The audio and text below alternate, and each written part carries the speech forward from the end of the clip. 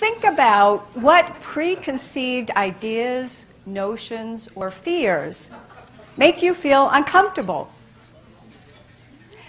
Fear is not something we're born with. It's something we're taught. So it only stands to reason it's something that can be unlearned.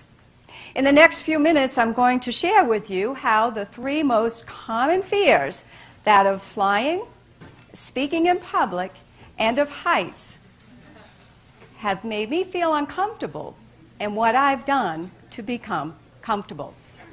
Now, the first is the fear of flying. And it's not so much flying in a plane that makes me afraid. It's flying solo once I get there. Let me explain. When I was faced with having to find a new job, the one that I wanted with MetLife would require me to travel 60% of my time. Well, I'm directionally challenged. I'm the queen of getting lost. But I didn't reveal this to anyone. Sure, it was uncomfortable, but so what?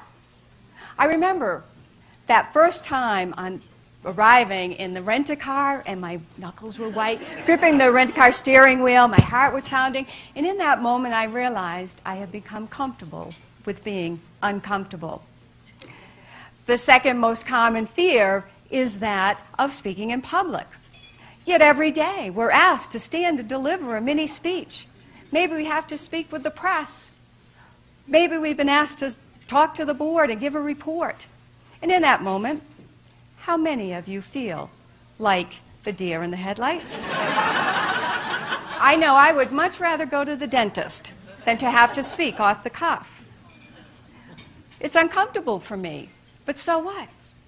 I joined a local Toastmasters club where I could practice my impromptu speaking skills and get comfortable when I'd be asked.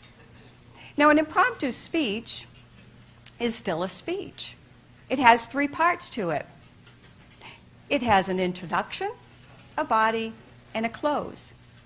I'm going to share with you 5 strategies that you can use to help enhance your impromptu speaking skills.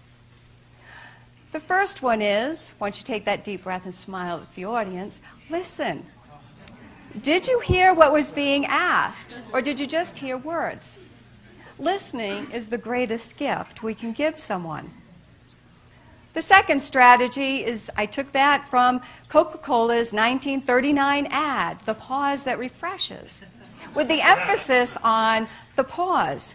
Why fill it with ahs, ums, so's, and buts? Add drama to what's coming next. It gives you a great opportunity to collect your thoughts.